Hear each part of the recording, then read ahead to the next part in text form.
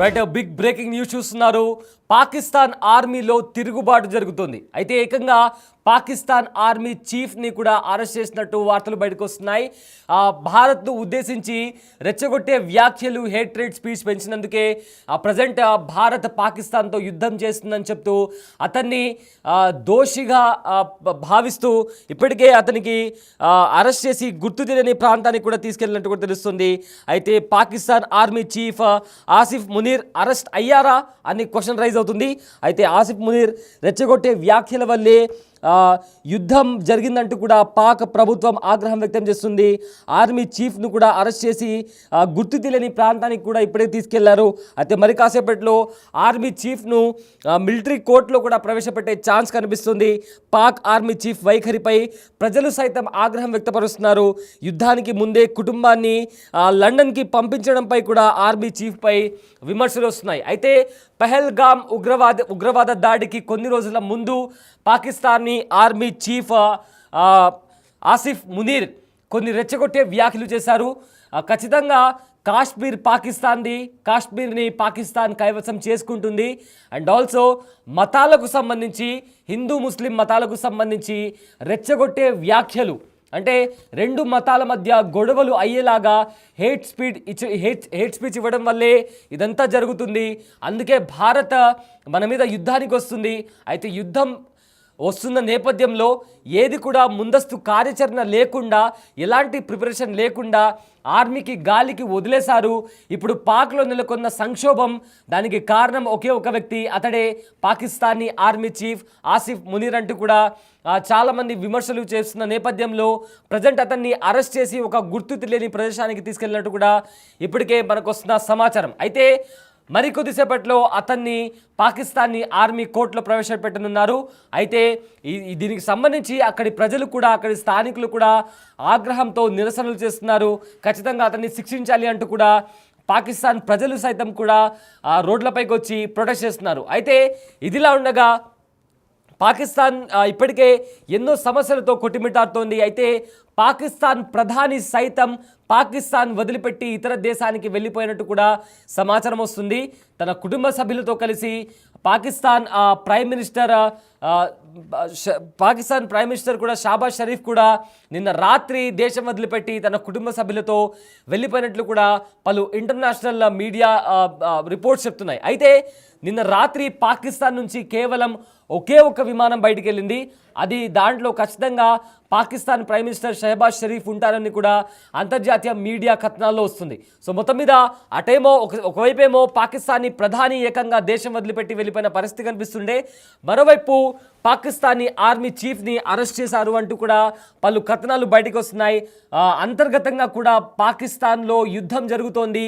Balochistan liberation army chance దొరికిన ప్రతిసారి పాకిస్తాన్పై ముప్పట దాడి చేస్తుంటే పాకిస్తాన్ ప్రజలు సైతం రోడ్లపైకి వచ్చి యుద్ధాన్ని ఆపాలి అంటూ కూడా ప్రభుత్వం పైన ప్రెజర్ తీసుకొస్తుంటే, మరోవైపు ఇమ్రాన్ ఖాన్కి సంబంధించిన వాళ్ళు ఎవరైతే పాకిస్తానీ ఎక్స్ ప్రైమ్ మినిస్టర్ ఉన్నారో అతని కార్మికులు, అతని పార్టీకి సంబంధించిన కార్మికులు రోడ్లపైకి వచ్చి ఇప్పుడు పాకిస్తాన్ని కాపాడగలిగేది ఒకే ఒక్కడు, అతనే Pakistan X prime minister Imran Khan అని కూడా రోడ్లపైకి వచ్చి బైక్ ర్యాలీ చేస్తూ నిరసనలు చేస్తున్నారు. సో మొత్తం మీద ఎటు చూసినా పాకిస్తాన్లో తీవ్ర సంక్షోభం ఉంది.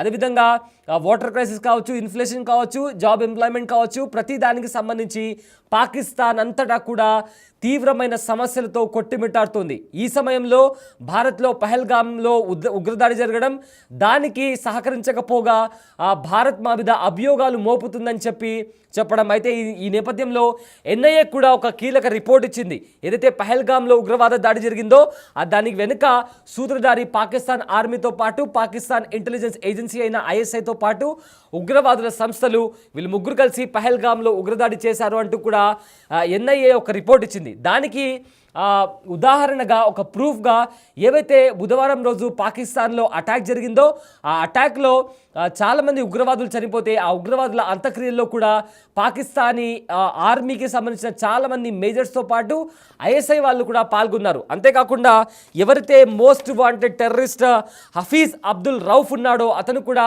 ఆ అంత్యక్రియల్లో పాల్గొన్నాడు. అయితే అతనితో పాటు పాకిస్తానీ ఆర్మీ వాళ్ళందరూ కనిపించారు.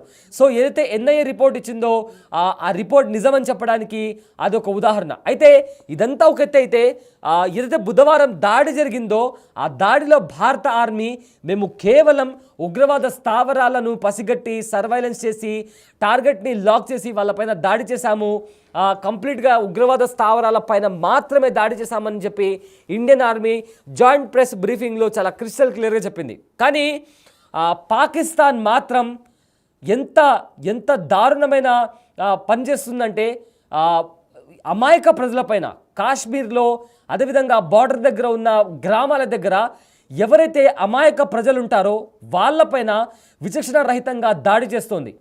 నిన్నటికి నిన్న పోన్స్లో 13 మంది, అందులో చిన్నపిల్లలు మహిళలు కూడా ఉన్నారు, వాళ్ళను చంపేశారు. అక్కడ పాకిస్తాన్ ఆర్మీ వాళ్ళు విచక్షణ రహితంగా పహల్గామ్లో ఉగ్రవాదులు వచ్చి దాడి చేస్తే ఇక్కడ పోన్స్లో ఏకంగా పాకిస్తాన్ ఆర్మీ దాడికి దిగింది.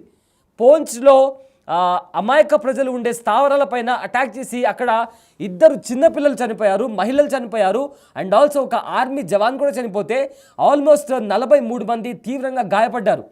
అదేవిధంగా నిన్న రాత్రి కూడా పాకిస్తాన్ ఆర్మీ సరిహద్దుల వెంట ఉన్న గ్రామాలపైన విచక్షణ రహితంగా కొంచెం కూడా సెన్స్ లేకుండా ఎవరైతే ప్రజలు అమాయక ప్రజలు ఉంటారో వాళ్ళపైన విచక్షణ రహితంగా దాడి చేసి ఫార్చునేట్లీ అక్కడ ఉండే ఇండియన్ ఆర్మీ వాళ్ళు ఏవైతే మిసైల్స్ కానీ డ్రోన్స్ కానీ వచ్చాయో వాటిని సమర్థవంతంగా ఎదుర్కొని గాల్లో ఆ డ్రోన్స్ని కానీ ఆ మిసైల్స్ని కానీ పేల్చేశాయి. లేకపోతే నిన్న పాకిస్తాన్ చేసిన దాడికి ఎంతమంది అమాయక ప్రజలు చనిపోయేవారో ఊహించుకుంటేనే భయం వేస్తుంది. కానీ ఇండియన్ ఆర్మీ సమర్థవంతంగా ఎదుర్కొని వాటిని తిప్పికొట్టింది. కానీ ఇక్కడ ఎల్ఓసి దగ్గర ఎవరైతే ఆన్ గ్రౌండ్ సోల్జర్స్ ఉంటారో వాళ్ళు అమాయక ప్రజలు ఉండే స్థావరాలపైన గన్స్తో ఫైరింగ్ చేస్తుంటే అమాయక ప్రజలు ఎటు వెళ్ళని పరిస్థితుల్లో, దిక్కుతోచని పరిస్థితుల్లో బిక్కుబిక్కుమంటూ భయంతో బతుకుతున్నారు. ఉగ్రవాదుల మీద దాడి జరిగిన తర్వాత మా మీద భారత్ దాడి చేసింది, అమాయకుల మీద దాడి చేసిందని చెప్పి ముసలి కన్నీరు కార్చింది పాకిస్తాన్. ఇప్పుడు అదే పాకిస్తాన్ ఇక్కడ జమ్మూ కాశ్మీర్లో ఉండే ప్రజలపైన విచక్షణ రహితంగా దాడులు చేసి వాళ్ళ చావుకి కారణమవుతుంది పాకిస్తాన్ అండ్ పాకిస్తాన్ ఆర్మీ. మొత్తం మీద వీళ్ళు ఉగ్రవాదులతో కలిసి వీళ్ళే పనిచేస్తారు, ఉగ్రవాదులను వీళ్ళే పెంచి పోషిస్తారు. మతం పేరిట ఎవరైతే అమాయకులు ఉంటారో వాళ్ళను మతం పేరిట వాళ్ళను ఉసగొల్పి ఒక మతం అనే ఒక ఎక్స్ట్రీమిస్ట్ల ఐడియాలజీని వాళ్లకు ఇచ్చి మతం పేరిట వాళ్లకు ఉసుగొల్పి ఉగ్రవాదాన్ని వాళ్లకు అంటగట్టి చిన్న పిల్లలను స్లీపర్ సెల్స్ లాగా సూసైడ్ బాంబర్స్ లాగా వాళ్ళను మార్చి వాళ్లకు భారత్ మీదకి పంపించి ఇక్కడుండే అమాయక ప్రజలపైన వాళ్ళ అక్కస్సును వాళ్ళు వెలగక్కుతున్నారు. ఇంత నీచమైన చర్యకు పాల్పడుతుంది పాకిస్తాన్. దానికి సంబంధించిన పోన్స్కి సంబంధించిన దారుణమైన విజువల్స్ కూడా బయటకు వచ్చాయి. చాలామంది 2 చిన్నపిల్లలు కూడా అందులో చనిపోయారు, చాలామంది చిన్నపిల్లలు గాయపడ్డారు, పెద్దవాళ్ళు, ముసలి వాళ్ళు, మహిళలు కూడా చనిపోయారు. అయితే ఎటు వెళ్ళాలో, ఎక్కడి నుంచి ఎటు దాడి చేస్తారా అనే భయంతో బిక్కుబిక్కుమంటూ బంకర్లలో దాక్కొని కాలాన్ని గడుపుతున్నారు జమ్మూ కాశ్మీర్లోని ప్రజలు. పార్టీషన్ అయినప్పటి నుంచి జమ్మూ కాశ్మీర్ని పట్టి పీడిస్తోంది పాకిస్తాన్ ఆక్రమిత కాశ్మీర్లో కూడా అక్కడుండే యువకులను కూడా మతం పేరిట వాళ్ళను బ్రెయిన్ వాష్ చేసి అక్కడ ఉగ్రవాదుల క్యాంపులను నిర్వహిస్తుంది పాకిస్తాన్. సో వీటన్నిటికీ జవాబు చెప్పాలనే ఉద్దేశంతోనే బుధవారం రోజు 9 ఉగ్రవాద స్థావరాలపైన భారత్ అటాక్ చేసింది. అండ్ ఆల్సో పీఓకేని కైవసం చేసుకుంటే ఖచ్చితంగా ఉగ్రవాదాన్ని భారతదేశం నుంచి పంపించవచ్చు అనే నేపథ్యంలో భారత్ ముందుకెళ్తున్న నేపథ్యంలో మేము ఉగ్రవాదం వల్ల మేము పీడింపబడ్డాము, ఉగ్రవాదం వల్ల మేము చాలా లాస్ అయ్యామని చెప్తున్న పాకిస్తాన్ భారత్కి సహకరించాలి. ఎందుకంటే ఉగ్రవాదాన్ని అణిచివేయడానికి మేము సిద్ధంగా ఉన్నామని చెప్తున్న భారత్కి పాకిస్తాన్ సహకరించాల్సింది పోయి ఉగ్రవాదాన్ని వెంట వేసుకొని తిరుగుతూ ఉగ్రవాదాన్ని పెంచి పోషిస్తూ వాళ్లకు ఫండింగ్ ఇస్తూ సొంత దేశానికి సంబంధించిన డెవలప్మెంట్ చూసుకోకుండా, ప్రజల సమస్యలు పట్టించుకోకుండా, డెవలప్మెంట్ పట్టించుకోకుండా ఏవైతే పక్క దేశం ఉన్న భారత్ మీద అక్కస్సు వెళ్ళగక్కుతూ అక్కడుండే అమాయక ప్రజలపైన దాడి చేసి దయనీయమైన సిచ్యువేషన్ అక్కడ క్రియేట్ అయింది. सर कल हम दिन को ही निकल गए थे। पहले कल रात तो हमने शहरी में 4 बजे की, तो जब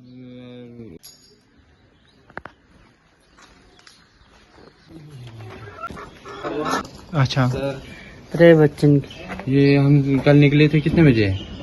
सर कल अच्छा सर अरे बच्चन की ये हम कल निकले थे कितने बजे? सर कल हम दिन को ही निकल गए थे। पहले कल रात तो हमने शहरी में 4 बजे की तो जब अच्छा सर अरे बच्चन की ये हम कल निकले थे कितने बजे? सर कल हम दिन को ही निकल गए थे। पहले कल रात तो हमने शहरी में 4 बजे की तो రైట్ మరో బిగ్ బ్రేకింగ్ న్యూస్ బయటకు వస్తుంది. అయితే S-400 వైమానిక దళం రష్యాకు చెందింది. ఏవైతే ఇవి మీరు బిగ్ టీవీ స్క్రీన్ పైన చూస్తున్నారో ఈ మిషన్ పేరు S-400 వైమానిక దళం రష్యాకు చెందింది. ఇది విమానాలను, డ్రోన్లను, క్రూయిజ్ మిసైళ్లను, అదేవిధంగా బాలిస్టిక్ మిసైళ్లను కూడా 400 కిలోమీటర్ల పరిధిలో కూడా 30 కిలోమీటర్ల ఎత్తులో అడ్డుకునేందుకు రూపొందించబడింది.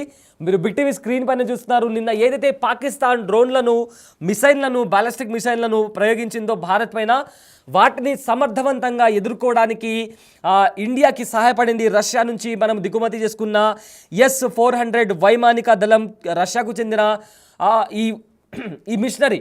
సో ప్రజెంట్ అది భారతదేశానికి ఎంతో సహాయపడుతుంది. నిన్న రాత్రి కూడా పాకిస్తాన్ కవ్వింపు చర్యలకు దిగినప్పుడు ఎంతో డ్రోన్లను, మిసైళ్లను, అదేవిధంగా బాలిస్టిక్ మిసైళ్లను ఫైర్ చేసింది. వాటిని భారత్ సమర్థవంతంగా ఆకాశంలో ఉన్నప్పుడే పేల్చేసింది.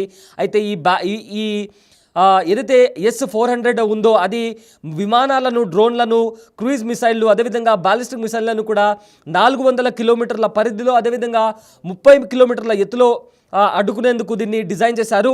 ఇది 4 రకాల మిసైళ్లను 40N6E, 48N6E3, 9M96E2, 9M96E అనే మిసైళ్లను కూడా ధ్వంసం చేయడానికి ఉపయోగిస్తారు. అయితే ఇది 300 లక్ష్యాలను ట్రాక్ చేసి 36 లక్ష్యాలను ఏకకాలంలో దాడి చేయగలదు. ఒకటేసారి 36 టార్గెట్స్ను within a fraction of seconds target చేసి దానిని డెస్ట్రాయ్ చేయగల శక్తి సామర్థ్యాలు ఈ S-400కు ఉన్నాయని చెప్పుకోవచ్చు. అయితే కేవలం 5 నిమిషాల్లో వేగవంతమైన డిప్లాయ్మెంట్తో పాటు ట్రాక్ మౌంటెడ్ లాంచర్లతో అధిక చలనశీలత, దాంతోపాటు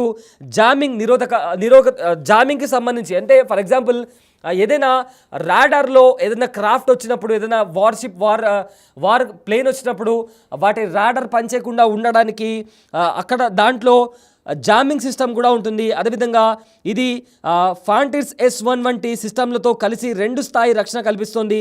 అయితే రష్యా దీనిని కలినిగ్రాడ్, క్రిమియా, సిరియా యుద్ధాలకు కూడా వినియోగించింది. అలాగే చైనా, భారత్, టర్కీ, అల్జీరియాలకు కూడా ఎగుమతి చేసింది. భారత్ 2025 నాటికి 5 స్క్వాడ్రోన్లలో 3 స్వీకరించి దీనిని సందర్శన చక్ర అని కూడా పేరు పెట్టింది.